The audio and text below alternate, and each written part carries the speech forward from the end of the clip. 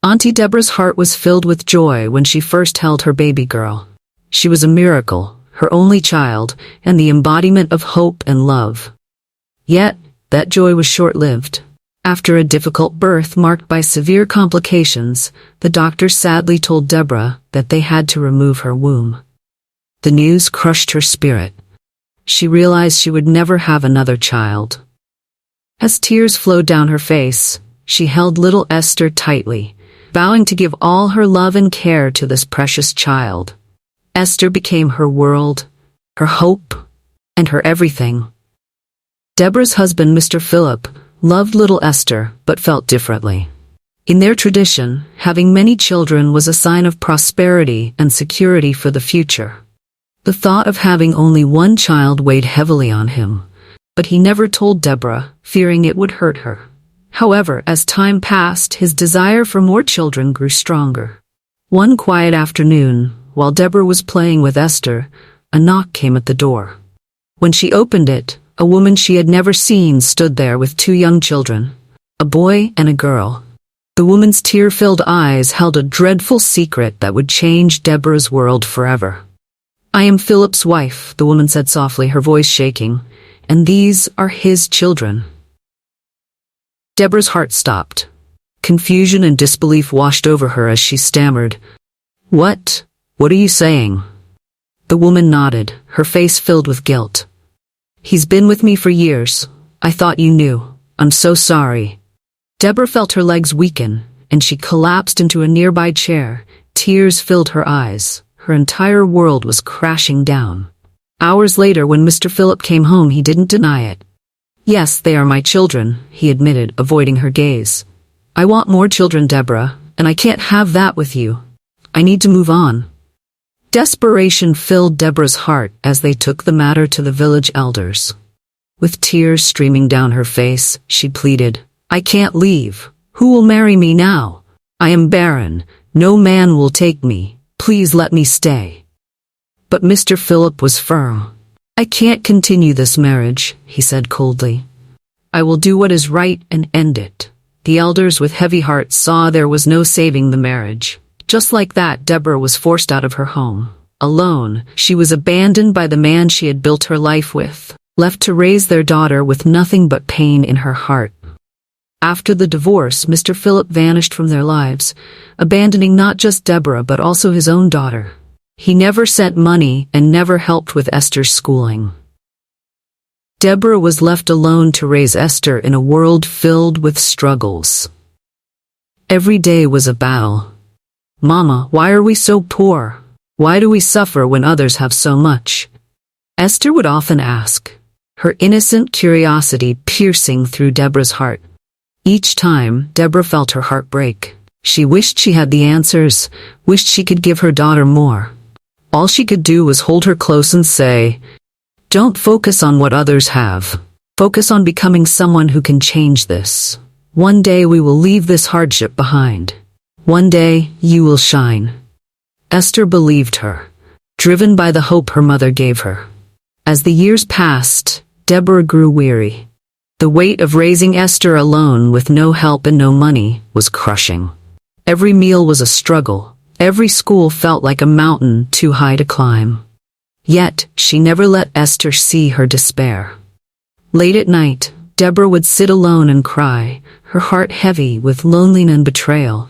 She had lost everything except for Esther, and for her daughter, she would endure any suffering. In the darkness of their small home, Deborah would whisper to herself, "For Esther, I must keep going. For her, I must survive." Every morning, Deborah will go out to search for menial jobs, helping people on their farms, helping them to fetch firewood, and even helping with house choice. Years passed by and Esther finished her primary and secondary school and was finally admitted into the University of Lagos. It was a dream come true. However, for her mother, it marked yet another battle. Deborah had to sacrifice everything to ensure her only daughter could attend university. People in their small town called her the mad woman because of how she lived. She never bought nice clothes or shoes and never visited the salon to do her hair. Instead, she worked tirelessly, taking on odd jobs and helping farmers in exchange for small pay, all to keep Esther in school. Whenever people saw her worn-out appearance, they would say, "Deborah, at least take care of yourself. Visit the salon, buy a decent dress." But Deborah would always respond with a determined voice, "I'm only focused on my daughter's future." Her dedication was endless, yet it cost her friendships. People distanced themselves, thinking she had lost her mind. But Deborah didn't care. Every time she looked at Esther, she saw the future she was working so hard for, the better life she hoped her daughter would one day have. However, at the university, Esther was very intelligent and one of the best students in her class. Everyone wishes they could be like her. But Esther lived a life far removed from the harsh realities of her mother's sacrifices. To her friends, she appeared to be from a wealthy family, wearing expensive clothes, carrying fashionable bags, and casually mentioning vacations she had never actually been on. "My father is abroad," she would tell her friends, "and my mother is a successful businesswoman who imports goods from Europe." Esther crafted an entirely fake life, feeding her classmates lies to maintain the illusion that she was well off. She either forgot or chose to forget the painful reality back home. She forgot the sleepless nights her mother spent toiling under the sun, doing back-breaking work just to send her money whenever she needed it. She will often call her mother, "Mama, I need some money for school items. They're expensive, and I can't do without them," Esther would say, making it sound urgent, as though it were a matter of necessity. Deborah, who had nothing left, she would immediately go out in search of work, following farmers to their farms, weeding, planting, and sometimes even carrying heavy loads. The money she earned was small, but Deborah would save every penny, no matter how her body ached from the labor. After days of hard work, she would finally have enough to send to Esther. When she called her daughter with the good news, her voice trembled with exhaustion, but also with pride. "Esther, I've managed to get the money. You can buy what you need for school now." However, instead of gratitude, Esther would take the money and use it to buy designer clothes or new shoes, just to impress her friends. The girl who was once clever, humble, and full of dreams had become someone obsessed with appearances and approval.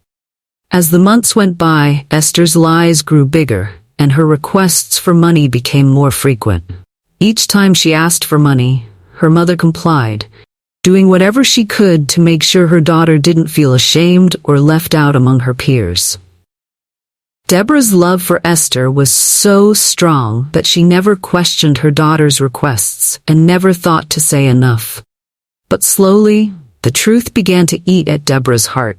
She noticed that the more money she sent, the less she heard from Esther. The long phone calls they once shared turned into short, curt conversations. "Thanks, Mama," Esther would say quickly before hanging up, her voice devoid of warmth or appreciation. Deborah felt excited as she made her way to Esther to surprise her in her school. She hadn't seen her in a while. Esther never bothered to come back home during the holidays, and the thought of visiting made her feel joyful, despite her exhaustion from the endless labor she endured. Deborah had sold her properties, her jewelry, everything she owned to pay for Esther's education. Her life revolved around the hope that her sacrifices would one day be rewarded with her daughter's success. But deep down, there was an ache, a question she could never shake off. Why did Esther always stop her from visiting? Deborah had asked several times to visit the campus, but Esther would always give her excuse. "Mama, I'm too busy. I'll come home soon," she would say hurriedly over the phone. Each time, Deborah felt a little piece of her heart break, wondering why her own daughter seemed to push her away. But today, none of that mattered. She had decided to surprise Esther. Wearing her best clothes, though they were still old and worn, her hair unkempt and her sandals tattered, Deborah felt a surge of determination. She was going to see her daughter, and that was all that mattered. Arriving at the campus, Deborah felt a wave of nervousness wash over her. She held a small worn photograph of her daughter, Esther, and began walking through the crowded campus, hoping to find someone who could recognize her. She asked student after student, but with every no, her heart grew heavier. The vast city and unfamiliar faces made her feel small and out of place. Though she felt tired and unsure, but Esther's determination kept her going. She had come all the way from her village to see her daughter and surprise her with a visit. Finally, Deborah noticed two young women discussing together under a tree. She approached them and showed them the photograph. "Excuse me, please." "Unlooking daughter, her name is Esther. Do you know her?" Deborah asked, her voice trembling. The two girls glanced at the photograph, then at Deborah's ragged appearance. They exchanged amused looks, their lips curling into mocking smiles. One of them chuckled. "Esther? Your daughter? You must be joking." Deborah's smile faltered. "Yes, she's my only daughter," she said, her voice filled with pride and confusion. "I've come all the way from the village to surprise her." The girls laughed harder, making Deborah feel small as her heart pounded in her chest. One of them leaned closer, inspecting Deborah from head to toe. "Are you sure you're not lost, old woman?" "Esther lives a luxurious life. Her mother is supposedly a rich businesswoman. No offense, but you don't look like you fit that description." Deborah's chest tightened. "Please, she's my daughter. I've worked hard day and night to send her here." The girls continued to laugh, but finally one of them said, "Fine, follow us. We'll take you to her." As the two girls approached Esther's door, they knocked lightly before entering. Esther was sitting on her bed, scrolling through her phone. One of the girls smiled and said, "Esther, there's a strange person outside looking for you. She claims to be your mother, but we know that's a lie. I mean, look at you with rich parents and all that. That woman doesn't look like she belongs anywhere here. She must be mad. But hey, let's go have a look at her for fun." Esther's heart sank instantly and fear gripped her chest. Her carefully constructed lies were about to crumble. She knew that mentally deranged person could only be her mother. Her poor, hard-working mother had sacrificed everything for her, the woman who had sold all she had just to ensure Esther stayed in school. The realization hit her hard. She wanted to run, to hide, but there was nowhere to go. Reluctantly, she followed the girls outside, her heart pounding in her chest. And there stood Deborah, in ragged clothes with unkempt hair and tired, sad eyes. Deborah, her mother. The woman who had lost her womb, bringing Esther into this world. The woman who lost her husband because she could no longer have children. The woman who had worked herself to the bone to give her daughter the best education. Deborah's face lit up when she saw Esther. "Come closer, my daughter," she said, her voice filled with hope. But before Esther could move forward, one of the girls snickered and asked, "Wait, do you actually know this woman?" Esther felt her heart twist with fear and shame. She swallowed hard, and without thinking, the words that escaped her mouth were like venom. "I don't know her," she spat, her voice loud and angry. "I have no idea who she is." Deborah's smile faltered, confusion clouding her face. "Oh, my daughter, what is wrong?" she said, her voice trembling with pain. "Why are you denying me? Is it because of my appearance? Have you forgotten everything I've done for you? Oh, Esther, why have you changed? Why are you doing this?" But overwhelmed by shame and the desire to protect the false image she had built, Esther pushed her mother back. "Shut up, who are you? Do you know me? Are you out of your mind? Look at me. Do I look like someone you know?" Deborah's eyes welled up with tears. The daughter she had sacrificed everything for was denying her, rejecting her in front of these strangers. "My daughter," she whispered, her voice breaking. "Please don't do this. I am your mother. I am like this because of you. Why are you ashamed of me?" But Esther turned away coldly, her heart too heavy with shame to respond. "I don't know this woman," she said firmly to her friends, who were now smirking, amused by the spectacle. "She's probably just some mad woman." and with that, Esther walked away, leaving Deborah shattered and alone. One of the girls seemed to feel a hint of pity and said, "I'll help you get to the bus station." Deborah nodded weakly, following her, her heart weighed down with sorrow. As they walked, tears slid down her cheeks. The daughter she had worked so hard for had turned away from her, leaving Deborah with nothing but a sense of betrayal and an empty heart. Back in her dorm room, Esther sat on her bed, struggling to breathe under the weight of her actions. She had pushed away the one person who had sacrificed everything for her, and guilt gnawed at her heart. The choice to deny her mother replayed over and over in her mind, yet a voice inside told her it was too late to make amends. She murmured to herself, "I can't go back now," forcing herself to believe that her decision was final.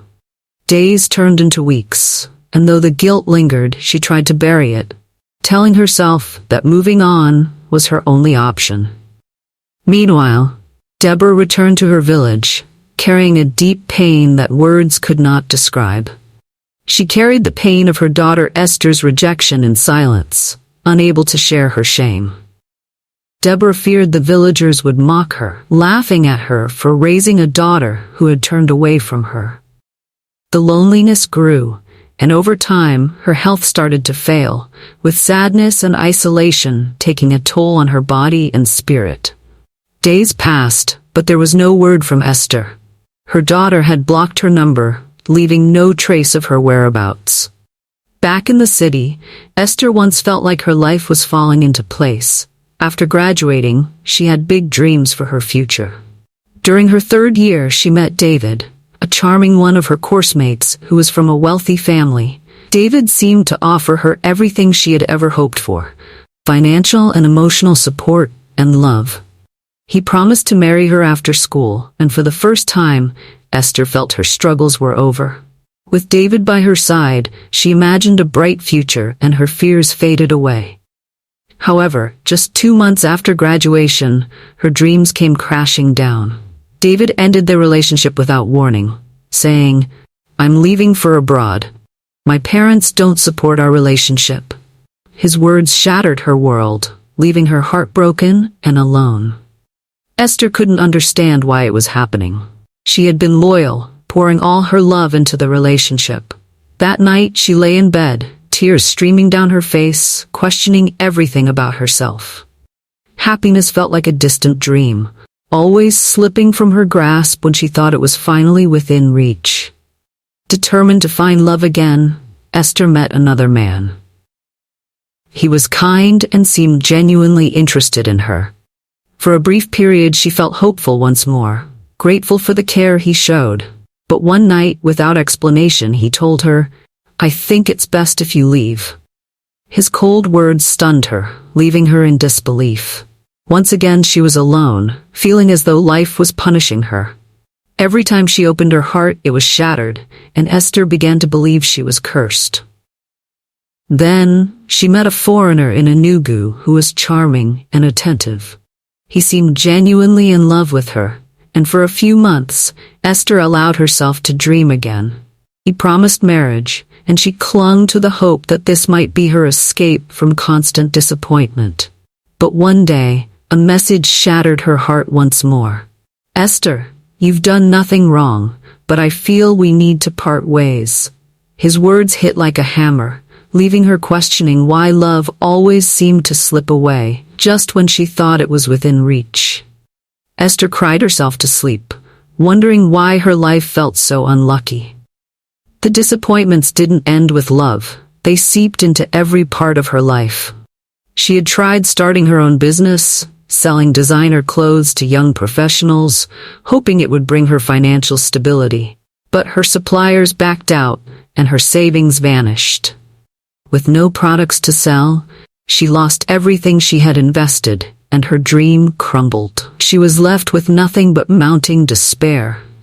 Still determined, Esther tried real estate, believing it would provide a stable income. She borrowed money and hoped to succeed, but the market crashed. Debt piled up as she failed to sell any property, forcing her to shut down. And her last attempt, Esther started an online business selling imported beauty products, believing it would succeed due to high demand. But bad luck struck again. Her shipment was delayed, and by the time it arrived, competitors had already taken over the market. Stuck with unsold products, her dream collapsed once more. Adding to her struggles, Esther faced constant job rejections. Over 2 years, she worked for 4 different companies, each time hoping for stability, only to be dismissed without reason. At one job, she was let go after just 3 months, and at another, her boss claimed she was overqualified. Gossip spread among her colleagues, who began to call her cursed. The cycle of rejection and disappointment drained her emotionally, leaving her questioning if she was destined for a life of hardship. The once hopeful university graduate felt like a shadow of herself, haunted by the belief that happiness was something she could never truly hold on to. Desperate for answers, Esther turned to religion, hoping to find comfort in faith. She visited one church after another, praying for guidance and understanding. One Sunday, she attended a new church and met a young pastor. His kind words and gentle nature gave her a sense of peace. His sermons about hope and second chances resonated deeply, and as they got to know each other, he developed feelings for her. After a while, the pastor proposed, promising a life of love and support. For the first time in years, Esther felt a spark of hope. She looked forward to meeting his family, seeing it as a chance to start fresh. A few months later, the pastor took her to his family home. Nervous but excited, she dreamed of the warm welcome that would mark the beginning of a new chapter. However, when they arrived at the family house, the warm welcome she had imagined turned cold, and Esther's heart sank as she stepped inside. As the pastor's mother laid eyes on Esther, her expression hardened. She pulled her son aside, her voice trembling with anger. "What are you doing with this lady? If this is the woman you've chosen to marry, then you are no longer my son," she said sharply, her words cutting through the air like a knife. The pastor stood frozen, caught between his love for Esther and his loyalty to his mother. He tried to reason with her, but she stormed out of the room, leaving both of them standing in the wake of her fury. Heartbroken once again, Esther felt her world collapsing around her. Pastor Chike, pressured by his mother's outburst, soon told her that he had no choice but to end their relationship. "I'm sorry, Esther," he said with a heavy heart. "I thought we could make this work, but I can't go against my parents." As Esther walked away from Pastor Chike's home, tears streamed down her face. She realized that something far beyond her control was going on. Misfortune seemed to follow her like a shadow, leaving her stranded and alone once more. Despite her struggles, Esther continued to push forward. She was eventually hired to manage a large and prestigious supermarket in Lagos. This job seemed like the fresh start she needed, a chance to prove herself and escape the cloud of bad luck hovering over her. Esther poured all her energy into her work, determined to make it a success. For 3 months, she worked hard, hoping to finally turn her fortunes around. However, disaster struck again, when the company noticed a significant drop in sales. Fingers immediately pointed at Esther. "You must be the problem," her manager told her one afternoon. "Ever since you started here, the business has been declining." No matter how hard she tried to defend herself, no one listened. The accusations felt like yet another cruel twist of fate. Blamed for the company's poor performance, Esther was soon fired. As she packed her belongings and left the store for the last time, she felt utterly defeated. Every effort she made seemed to be met with disaster, as if she were cursed and destined to fail at everything she touched. That evening, sitting alone in her small apartment, Esther realized with a sinking feeling that life was slipping through her fingers. She had lost everything: love, career, and hope. She didn't know how much longer she could keep going.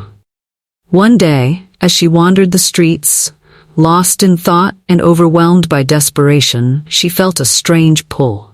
A voice called out to her from a small, dimly lit house on the corner of the street. It was a prophet, a spiritualist she had never seen before. But something about the urgency in his voice made her stop and look. "Come, my daughter," the prophet called gently. "I see you are burdened, carrying the weight of betrayal and disappointment. It is as if everything you touch crumbles before your eyes. There is a curse upon you, a dark force following you, a weeping spirit." Esther hesitated but felt compelled to enter his home. The dark room was thick with incense, and the flickering candlelight cast shadows on the walls. The prophet sat cross-legged in the center of the room, his eyes closed in deep meditation. He motioned for her to sit before him. After a long pause, the prophet opened his eyes to meet hers. "I have prayed over your spirit," he said. "I see that you have sinned against someone close to you, someone who once loved you deeply. You are carrying the curse of a weeping mother, a spirit of sorrow that has attached itself to your life. The betrayal and disrespect you showed your mother have turned into a curse. Until you seek her forgiveness, you will never be free. No prayer, no remedy will work unless your mother forgives you." The words hit Esther like a thunderbolt. She had denied her mother, the very woman who had sacrificed everything for her. She had insulted and disrespected her, and now the weight of those actions suffocated her. Tears streamed down her face as she realized the betrayal, and it sank deeper into her heart. "I have wronged her," Esther cried, her voice trembling. "What can I do? How can I fix this?" "You must hurry to her," the prophet said firmly. "Seek her forgiveness, for only her blessings can lift this curse. Go now before it is too late." Without hesitation, Esther was home and packed all her belongings and rushed back to her hometown, her heart pounding in her chest as regret consumed her. She prayed, hoping it wasn't too late to make things right. She needed her mother's forgiveness. She needed her mother's prayers to redeem herself. But when she arrived at the house, it was locked and empty. She asked her neighbor living in the next compound, but the news she received shattered her even further. "Your mother is in the hospital," the neighbor told her. "She's been very sick."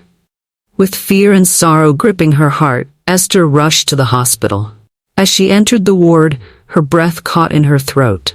There, lying on the hospital bed, was her mother, blind, paralyzed, and unconscious. The vibrant woman she had once known was now a shadow of her former self.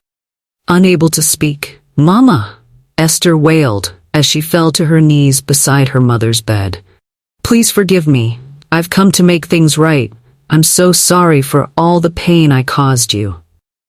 Esther's mother was lying helplessly on the bed, but though she couldn't see, her heart seemed to recognize the presence of her daughter. Tears flowed from her mother's closed eyes as if she were weeping, but she couldn't speak. She couldn't give Esther the absolution she so desperately needed. The days that followed were agonizing for Esther. She stayed by her mother's side, praying for a miracle, hoping that her mother would wake up and speak to her. But just a few days later, her mother passed away without ever uttering a word. Esther was left with a broken heart and a lifetime of regret. She felt the weight of guilt pressing down on her. She had come to ask for forgiveness, but her mother had died without giving her that chance. Esther's life spiraled into even deeper hardship. The curse felt stronger than ever, and every step she took felt like a step deeper into despair. She had lost her chance to make things right, and now lived with the consequences of her actions, knowing it was too late to undo the damage. This teaching reminds us that our parents are the source of life and wisdom. They hold the keys to our success and downfall through the words and actions we show them. Esther's story is a painful reminder of how important it is to honor our parents, not just with words, but with respect and actions. In this day and age where social media gives everyone a voice, we often forget to treat the elderly with the reverence they deserve. We use our platforms to insult and criticize without considering the consequences. But curses and blessings are real, and they come from our elders. Let this be a lesson to all of us. Never speak ill of your parents or elders, no matter the situation. If you've wronged them, seek their forgiveness before it's too late. Esther's life could have been different if she had only realized this sooner. To everyone watching, I urge you to take this message to heart. Please like and share this video with your loved ones, and don't forget to comment below.